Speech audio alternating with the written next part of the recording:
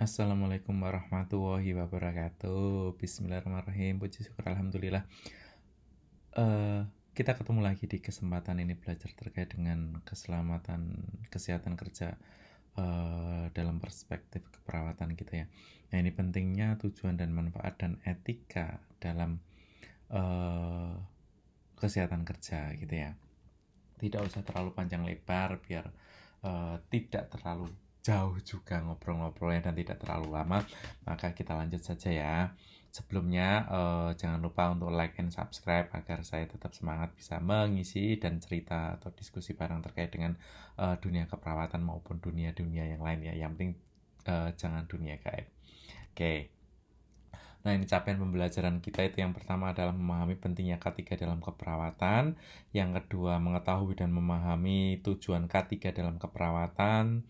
Terus mengetahui dan memahami manfaat. Serta yang terakhir adalah jelas, yaitu adalah etika. Baik, sebelumnya untuk lebih lanjut jika ada yang mau bertanya, silahkan langsung bertanya saja ya. Oke, nah, definisi K3. K3 itu apa toh? Upaya untuk memberikan jaminan keselamatan dan peningkatan derajat kesehatan pekerja dengan cara mencegah kecelakaan dan penyakit akibat kerja, pengendalian bahaya di tempat kerja, promosi kesehatan dan pengobatan serta rehabilitasi. Siapa pekerja di sini? Ya, yang ada di pelayanan keperawatan ya, baik di klinik maupun rumah sakit ya, termasuk di dalamnya adalah perawat, terus kemudian dokter, ahli gizi, terus kemudian pramusaji maupun housekeeping yang ada di situ gitu ya. Jadi yang terlibat di dalam aktivitas pelayanan keperawatan yang ada di lingkungan tempat kita bekerja. Oke, gitu ya. Selanjutnya, nah pentingnya K3 itu apa? Memberikan rasa aman bagi pasien, jelas ya. Terus kemudian bagi keluarga pasien, terus kemudian pengunjung, tenaga kesehatan, vendor, dan semua pihak yang terlibat di dalam kegiatan keperawatan di dalam suatu rumah sakit maupun di luar rumah sakit seperti klinik dan lainnya gitu ya. Nah, kenapa toh? Nah, bagi pasien, kalau kita tidak memberikan rasa aman bagi pasien gitu ya, gimana kita mau selamat gitu ya. Pasien kita tidak memiliki pengetahuan mau memasang infus. Makanya kadang-kadang kalau teman-teman praktek itu ya, yang mahasiswa awal itu cenderung tidak diberikan wewenang klinis gitu ya. Kalau di luar negeri itu seorang mahasiswa keperawatan itu memiliki privilege gitu ya. Dan itu dilakukan assessment oleh pihak rumah sakit di tempat mereka akan melakukan praktek klinik. Kalau di kita kan tidak ada, sehingga perawat yang ada di situ memiliki rasa tersendiri, yaitu was-was gitu misalnya, Pak, mampu nggak ini gitu ya, seorang mahasiswa ini mampu nggak misalnya, yang mohon maaf kayak kolaborasi pemasangan infus, terus kemudian yang paling simpel saja, narik berangkat ya, tahu berangkat ya, tempat tidur pasien itu kan namanya berangkat. Nah, itu kan bed pasien itu kan tidak semudah itu. Bagaimana saat jalanan turun, bagaimana saat jalanan naik, bagaimana misal pasien tangannya itu pegangan handrail. Nah, itu saat kita mendorong pasien itu tidak semudah itu, tapi bagaimana tangan pasien itu di dalam. Kenapa misalnya terkena lift gitu misalnya loh, itu banyak pasien-pasien yang tidak paham hal semacam itu, sehingga perlu adanya edukasi gitu ya. Terus itu salah satunya adalah seperti itu. Yang paling simpel lagi ya, yang paling agak rumit sedikit itu adalah keluarga dan pengunjung, terutama keluarga ya. Kadang itu ada beberapa anggota keluarga yang menunggu pasien itu bukan mensupport pasien itu sembuh gitu ya, tetapi malah kayak, iya kamu itu sakit ini, kayak gitu misalnya. Jadi kayak mengiyakan bahwa kamu sakit, ya memang sakit, tetapi tidak dijudge terus kamu lebih ditreat kayak seperti orang sakit bener-beneran sakit gitu ya. Jadi kemandirian pasien, terus kemudian peran fungsi pasien itu jadi minimal gara-gara salah satunya adalah keluarga yang tidak memberikan kebebasan atau tidak memberikan kesempatan kepada pasien untuk melakukan aktivitasnya sendiri. Ya, walaupun tetap di dalam pengawasan keperawatan gitu ya. Terutama jangan sampai pasien itu jatuh ya. Ada beberapa pasien seperti ini. Sudah tahu bahwa pasien itu lansia misalnya ya, udah 63 tahun atau 68 tahun itu pas saat tidur handrailnya itu dibuka gitu ya. Nah, itu yang resiko sekali gitu ya. Tapi ada juga pasien yang sadar bahwa sudah di rumah sakit sehingga saya itu sering tidak apa namanya? Tidak terkontrol Mas gitu. Sehingga saya minta sendiri untuk di apa itu namanya? Di restrain gitu ya. Itu malah lebih aman gitu untuk menjaga agar pasien tersebut lebih tenang gitu. Itu yang perlu kita pahami gitu ya. Terus kemudian lagi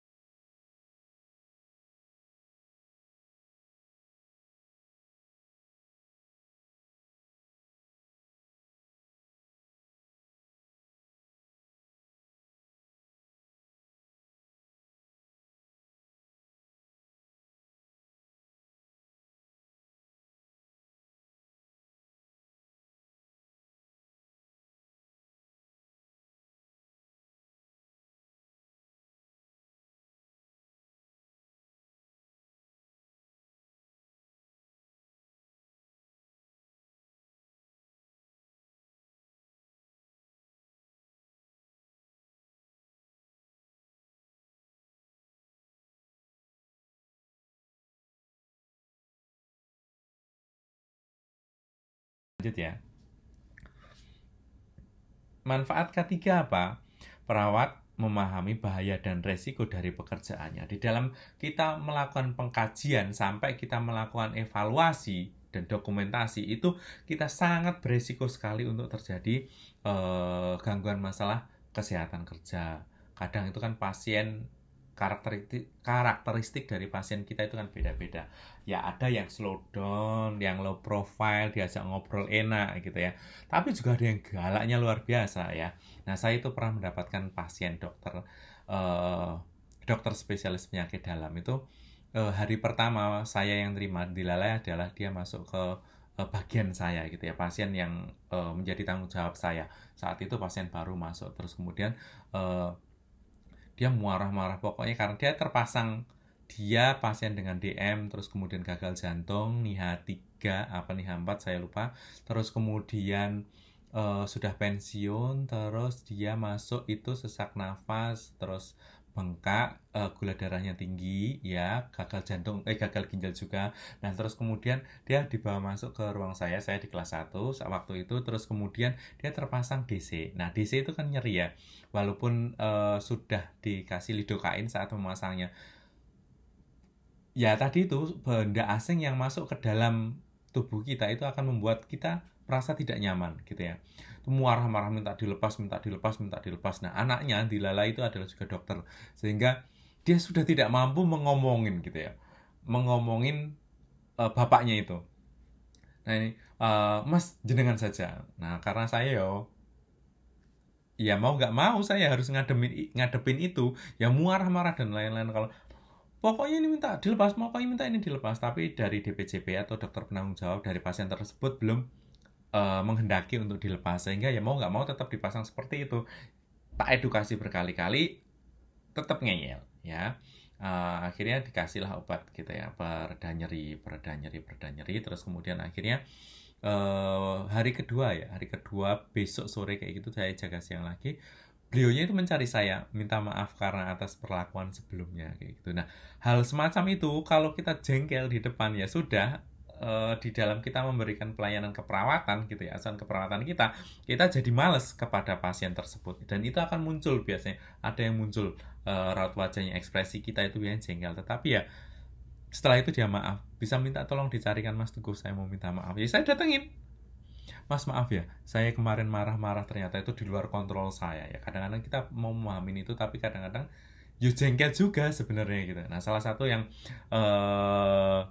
bahaya dan resiko yang muncul di kita itu adalah salah satunya seperti itu. Terus kemudian apalagi pencolokan listrik gitu misalnya, colokan listrik gitu, itu resiko banget untuk terjadi kebakaran. Apalagi pasien-pasien kita ya saat ini itu kan kita butuh banget namanya listrik gitu ya. Kebiasaan kita itu nyolok tapi tidak kita gunakan. Nah itu high risk untuk terjadi kebakaran ya, kalau kita tidak hafal apa itu namanya rute evakuasi, terus kemudian peran kita apa saja di dalam ruangan tersebut, ya wis kita pas saat terjadi emergency gawat darurat bingung akhirnya ya. Karena kita bekerja di situ, maka kita harus paham bahaya-bahaya yang ada di situ, karena di situ ada gas medis, oksigen, terus kemudian karbon dioksida, itu nitrogen gitu ya. Nah, seorang perawat juga harus memahami tindakan pencegahan agar tidak terjadi kecelakaan. Seperti yang saya sampaikan tadi, paham bagaimana kalau misal dicolok terus, edukasi ke pasien, Bapak, Ibu, atau Mas, Mbak, gitu, mohon maaf, misalnya charger yang sudah tidak digunakan tolong untuk dicabut, gitu ya. Terus kemudian kalau misalnya pasien terpasang monitor, terpasang siring pump, itu kan alat itu kan terus-terusan ya, 24 jam di samping pasien ya. Nah itu kan resiko panas, maka di dalam standar pelayanan keselamatan pasien, salah satunya standar suhu itu adalah dibikin 25 derajat. Nah itu biasanya pasien terutama yang lansia gitu ya, atau anak-anak itu tidak tahan dengan dingin. Nah kalau sudah seperti itu ya sudah, berarti kita jangan sampai alat itu rusak ya. Kita tahu bahwa monitor terus kemudian siring pump harganya itu tidak 1-2 jutaan saja gitu ya, sehingga lebih baik kita tutup pasiennya, kita tambahi selimut gitu ya, atau kayak gitu kita sarankan untuk membawa selimut dari rumah. Nah kalau kami biasanya seperti itu. Perawat memahami hak dan kewajibannya, khususnya dalam peraturan terkait dengan keselamatan dan kesehatan kerja. Nah, kalau pasien baru datang, karena kita sudah paham, salah satunya adalah membuang dahak itu di plastik kuning, ya. Diedukasi kepada pasiennya bahwa untuk yang plastik warna hitam itu digunakan untuk sampah domestik seperti makanan, terus kemudian botol minuman itu boleh di plastik hitam. Tapi kalau misalnya dahak, ada batuknya, ya apa itu nama ingus atau terkena darah, dibuang di plastik kuning. Itu harus diedukasikan kepada pasien, ya, dan keluarganya. Saat datang juga pasien diinformasikan bahwa misalnya melihat api, Bapak Ibu tolong untuk segera teriak api, atau jika bisa menggunakan alat pemadam api ringan, Bapak Ibu bisa digunakan, lokasinya ada di sana dan di sana, gitu. Jadi kita selalu sampaikan seperti itu, gitu ya. Kalau misalnya terjadi tekanan oksigen yang over, gitu ya, sampai bunyi, nah itu kita cek di mana lokasinya, segera kita matikan untuk gasnya. Kita biasanya seperti itu. Jadi memberikan edukasi dan tata tertib di awal kepada pasien dan keluarganya. Gitu. Terus berikutnya adalah perawat mengetahui bagaimana bertindak dalam keadaan darurat seperti kebakaran, gempa, kecelakaan, dan sebagainya. Itu wajib ya. Di dalam rumah sakit, di dalam saat kita bekerja rumah sakit, kita harus paham hal tersebut. Ya. Nah, di dalam organisasi, di rumah sakit maupun puskesmas ataupun di instansi, semua itu pasti ada menjadi sebuah standar. Di situ ada safety gitu ya, code red. Salah satunya adalah untuk topi merah, topi putih, topi biru, topi kuning. Itu di situ harus paham semua. Rute, jika terjadi gempa, apa yang kita edukasikan ke pasien, terus kemudian rute evakuasi, jalur evakuasi, pemilah pasien itu kemana, terus kemudian mematikan gas medis itu di mana tempatnya. Kita harus paham hal semacam itu. Jika tidak, ya saat terjadi emergensi, bingung kita. Ya, beneran. Ya, saat kita terjadi chaos itu otak kita tidak bisa bekerja normal. Biasanya seperti itu. Terus selanjutnya adalah perawat mampu berpartisipasi untuk membuat tempat kerja lebih nyaman.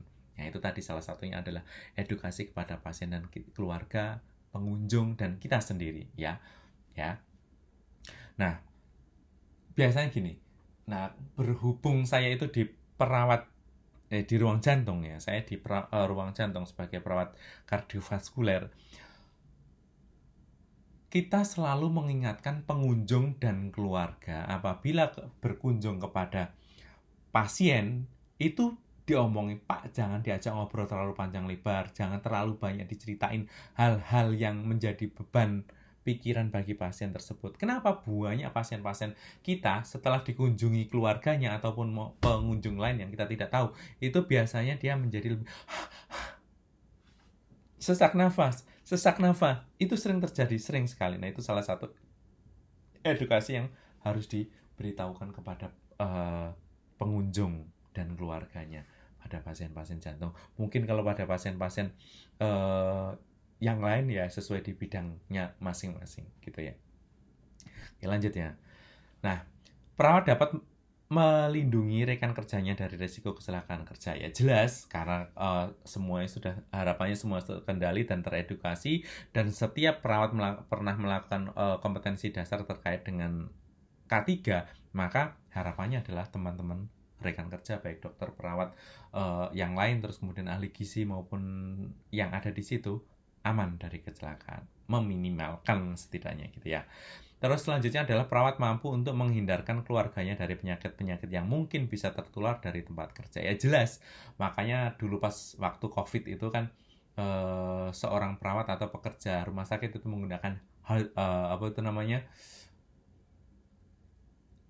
jasmat gitu ya, untuk antisipasi perlindungan gitu ya. Terus kemudian tidak boleh masuk ke rumah, harus cuci baju, ganti baju di luar rumah gitu ya. Tapi yang tertutup, jangan terbuka. Nanti kalau terbuka ya yang lain juga kelihatan gitu ya. Terus kemudian dilakukan rutin screening untuk antisipasi penyakit menular seperti hepatitis. Nah, terus kemudian screening setiap tahun sekali itu untuk pemeriksaan deteksi dini misalnya terjadi paparan penyakit pada kita. Terus kemudian yang radiologi misalnya bekerja di cath lab, kerja di bagian radiologi ataupun terpapar sitostatistik pada perawat-perawat yang bekerja di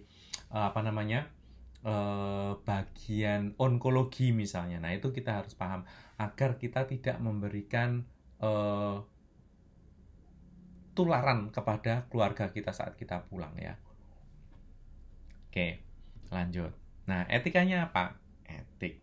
Balik ya, kode etik adalah asas dan nilai yang berhubungan erat dengan moral sehingga bersifat normatif dan tidak empiris, sehingga penilaian dari segi etik memerlukan tolak ukur. Oke, sebelum lebih jauh, kalau ada pertanyaan silahkan di kolom komentar gitu ya. Boleh bertanya langsung di sana. Bersifat normatif artinya apa? Jadi permasalahannya itu adalah benar dan salahnya itu adalah berdasarkan norma adat istiadat ya, bukan terus berdasarkan hukum gitu ya. Itu yang disebut dengan etik. Nah, PPNI kode etik perawat adalah suatu pernyataan atau keyakinan yang mengungkapkan kepedulian moral, nilai dan tujuan keperawatan. Yang jadi itu yang kode etik perawat. Dan kode etik keperawatan adalah pernyataan standar profesional yang digunakan sebagai pedoman perilaku perawat dan menjadi kerangka kerja untuk membuat keputusan keperawatan. Nah, ada berapa? Yang pertama ada otonomi. Perawat berkewajiban untuk memberikan penjelasan yang sejelas-jelasnya bagi pasien dalam berbagai rencana tindakan dari segi manfaat, tindakan, urgensi, ya, sehingga diharapkan pasien dapat mengambil keputusan bagi dirinya sendiri. Kalau pasien masih sadar, itu maka yang mengambil keputusan itu adalah pasien itu sendiri. Harapannya adalah pasien itu sendiri. Karena apapun yang dilakukan pasien itu adalah terhadap pasien itu sendiri, bukan keluarganya. Tetapi salah satu karakteristik pasien kita itu biasanya adalah pasien itu dibiayai oleh keluarganya atau dibiayai oleh orang lain. Sehingga saat mau mengambil keputusan, sebentar ya, saya tanyakan ini dulu. Nah, itu kadang itu tidak memakan waktu jam, ya, tetapi bisa hari bahkan bisa minggu. Nah, itu ya. Ada ini kasus ya. Ini pasien Ali apa DVT saya lupa ya, akut limb iskemik atau deep vena thrombolysis ya. Itu seorang tukang las gitu ya. Dia itu mau diamputasi ya, karena Ali sepertinya, saya lupa ya. Ini laki-laki tukang las mau diamputasi, tapi dia tidak mau gitu ya. Mau nggak mau kan lama-lama bagian yang tidak mendapatkan aliran darah itu kan akan mati dan membusuk ya. Harusnya itu bagus, mau diemboliktomi, mau dicek dulu, terus kemudian jika tidak memungkinkan maka akan diamputasi. Tetapi dia tidak bisa ya, tidak bisa mengambil keputusan karena yang membiayai itu adalah adiknya. Sedangkan adiknya itu bekerja di bekerja di Jakarta, dia orang Demak gitu ya. Nah, 1 minggu kemudian setelah dia pulang, dia karena tidak saudaranya yang membiayai BPJS-nya tadi itu adalah tidak setuju, maka dia pulang. Setelah dia pulang 1 minggu, dia kembali lagi. Apa yang terjadi? Kakinya adalah mengalami pembusukan yang harum gitu ya. Akhirnya mau nggak mau diamputasi gitu, diamputasi, dan itu mohon maaf busuknya jadi lebih banyak. Yang teramputasi itu kan emang banget gitu ya. Harapannya kan bisa di bawah lutut, tapi kenyataannya ya di atas karena sudah banyak yang meremen, jaringannya sudah banyak yang mati. Meremen itu udah merambat lebih ke atas gitu ya. Mau nggak mau ya seperti itu ya. Terus ada lagi ini pasien ya, atau otonomi ya, hak pasien untuk mengiyakan ataupun menolak tindakan yang akan diberikan ya, tindakan medis maupun keperawatan yang akan diberikan. Ini ada lagi, pasien itu mau dilakukan tindakan intervensi perkutan atau mau dibeneri jantungnya ya, dilihat jantungnya, pembuluh darahnya itu mau dilihat dengan coronary angiografi gitu ya. Dia datang itu seperti ini, kok dulu nggak mau, kenapa Pak? Ya saya sudah sehat, ya nggak usah dicoblos-coblos. Dia masuk lagi, sesek lagi. Ya saya kalau sudah merasa enak ya saya pulang, nggak usah dilakukan tindakan lagi. Apa yang terjadi ya seperti itu terus, itu kan hak pasien. Ya nggak masalah ya gimana, yang penting adalah sesuai tadi otonomi ya. Seorang pasien itu berhak menerima, menyetujui atau menolak tindakan yang akan diberikan terhadap dirinya. Ingat ya, jika pasien sadar, dewasa, maka yang mengambil keputusan adalah harapannya dirinya sendiri. Tapi tadi itu balik lagi dipengaruhi oleh lingkungannya. Nah, kebaikan ya, menimbulkan kebaikan, memberikan kebaikan bagi pasien. Perawat melakukan yang terbaik bagi pasien, tidak merugikan pasien dan mencegah bahaya bagi pasien, gitu ya. Nah, ini yang simple lagi ya, sebagai contohnya itu adalah ini pasien perempuan ini usia 68 tahun ya, dia ahli masuk dia ini datang dengan bradikardi simptomatis ya, berarti tekanan frekuensi nadinya kurang dari 60 kali per menit. Terus kemudian terpasang TPM, temporary pacemaker ya, alat pancu jantung temporer atau sementara. Terus kemudian rate-nya itu kembali normal, rate-nya kembali normal. Dan akhirnya dilepaslah TPM itu. Nah, TPM ini dilepas, itu selanjutnya pasiennya yang satunya, ini kan kalau TPM di kanan ya. Akhirnya pasien itu adalah mengalami rasanya pada sebelah kiri kakinya itu panas. Ya, setelah kita cek saturasinya ternyata rendah. Rasanya pasiennya ngomongnya panas, tapi pas kita pegang, kita raba, agak dingin gitu ya. Nah, terus kemudian itu kita saturasinya itu di bawah 90, 85 kayak gitu ya. Nah, itu kan kita curiga adanya ALI, apalagi bengkak agak biru. Nah, karena kita curiga ada ALI di sana, berarti kan kita perlu adanya terapi pengenceran darah, trombolysis gitu ya.